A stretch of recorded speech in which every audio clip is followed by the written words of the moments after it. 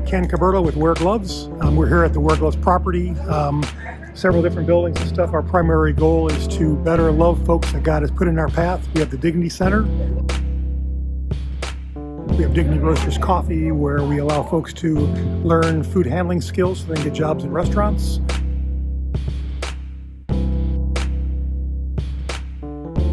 We have Church in the Garden, where we allow folks that are on the streets and folks that are in need to serve us in a church service.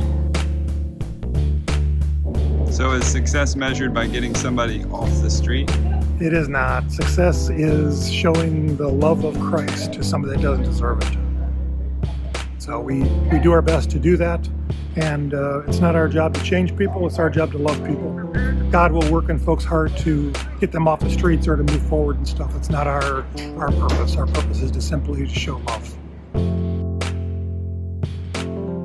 We really learned it without really expecting it. You know, I mean, we were just we were doing Church in the Garden and doing coffee with folks, and they're like, nobody will hire me because I live in the woods.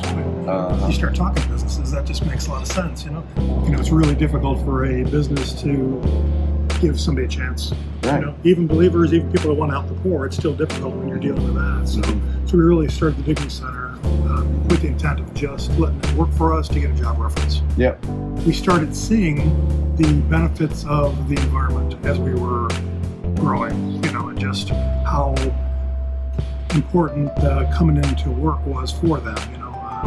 Leaving the streets and leaving the situation that they're in, it's almost like PTSD. They're stressed and they're, you know, on edge and stuff, and then come into an environment where you're listening to decent music and you have people that are being nice and eat together, and it really is a kind of a calming that you can really see, you know, their eyes change, you know, when folks are involved with that. So that's why we kind of enhanced that. And that's really kind of how God has shaped the ministry over the years. You know, we started Church in the Garden because folks don't feel comfortable coming to corporate church.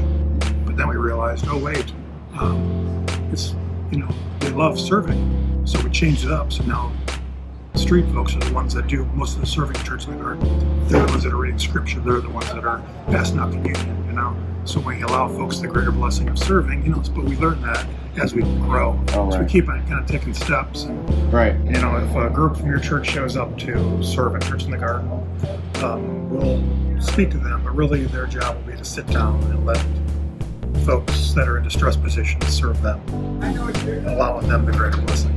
That's the trick. Allow them the greater blessing. That's great. I love it. And that's just kind of teaching silly, dumb people like me love better, you know?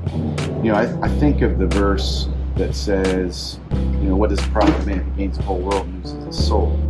So, of course, you know, we would love to have people off the streets and wearing great shoes and looking great, you know, and participating in our community in healthy ways. That's all good, but ultimately, I'd much rather have a homeless person that knows Jesus than somebody that has a great job that doesn't. It's very difficult to know, how do you help someone?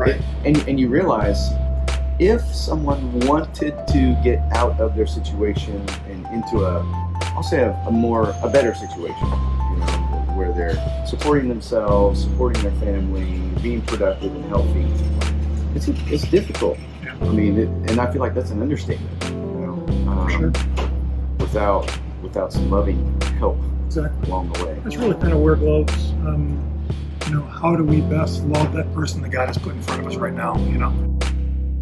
It's tricky. I mean, as a believer in Jesus Christ, the greatest commandment tells us to love God and love others. So we feel our primary goal in walking around is to love God, and we don't think we could possibly love God without seeking to love those that He loves, which is everybody that He puts in our path. So we continually try to do that. We always need folks to be involved as far as volunteers. So we have a lot of clients here, over 100 clients that work with Wear Gloves, and we need a lot of help in managing the 3 initiatives that we have. So feel free to contact me, Ken at weargloves.org. We also need coffee subscribers. The more coffee we sell, the more people we can employ. So please consider doing that, dignityroasters.com, and subscribe to a bag of coffee a month.